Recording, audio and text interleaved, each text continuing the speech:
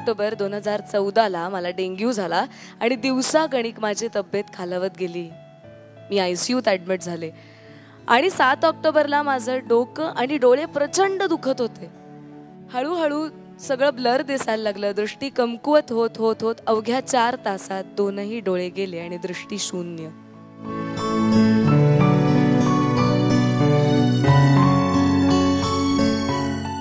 अर्थातच अडचणी होत्याच, कारण 20 दिवसांनी जेव्हा बेडवरनं खाली उतरले ICUवरनं आणि पहिलं पाऊल टाकलं तेव्हा कळतच नव्हतं की चालायचं कसं.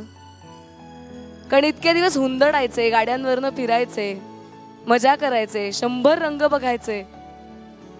आता मला माझ्या आयुष्याची गती इतरांच्या मदतीच्या आणि त्यांच्या गतीनुसार ठरवायची होती.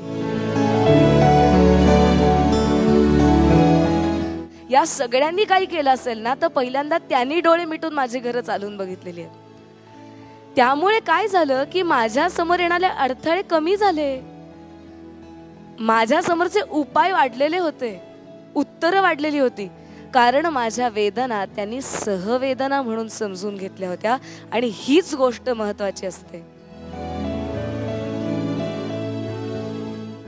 आमचे गुरु आले होते मला भेटायला आणि माझ्या डोक्यावर हात ठेवून म्हणाले की घाबरू नकोस बाळा, इतके दिवस बाहेर बघत होतीस की नाही, आता तुला तुझ्या आत बघायचंय.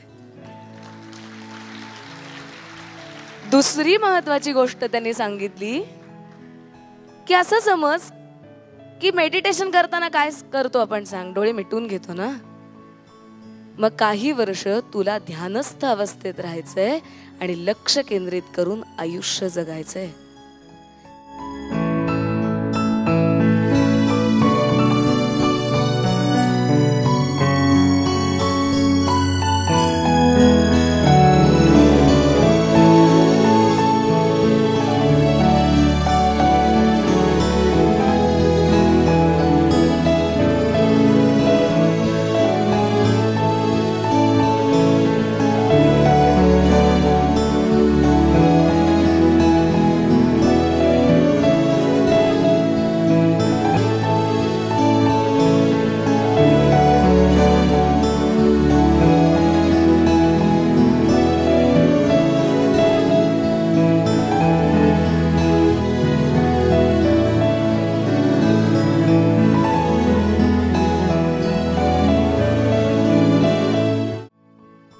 मला सांगा, आपण देवाचं दर्शन घ्यायला जातो तेव्हा रांगेत जग बघत असतो, पण जेव्हा देव समोर दिसतो तेव्हा डोळे मिटलेले असतात ना.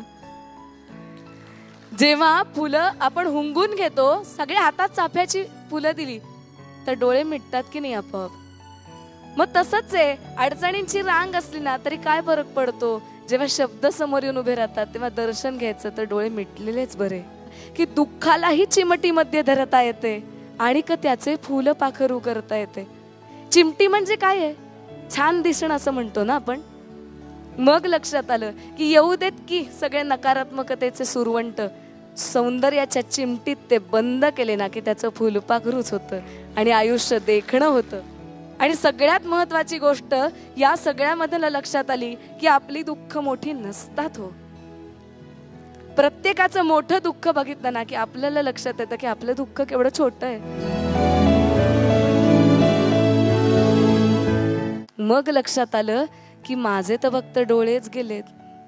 मला जे काम करायचंय त्याच्यासाठी माझं मन, बुद्धी, कान, वाणी देवाने सगळं शाबूत ठेवलंय. मग मी कशाला चिडायचं आणि रडायचं.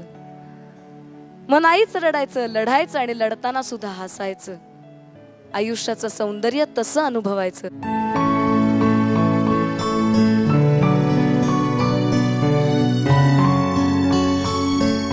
माझे डोळे गेले, दृष्टी नाही. मला माझ्या आयुष्याची कविता करायची.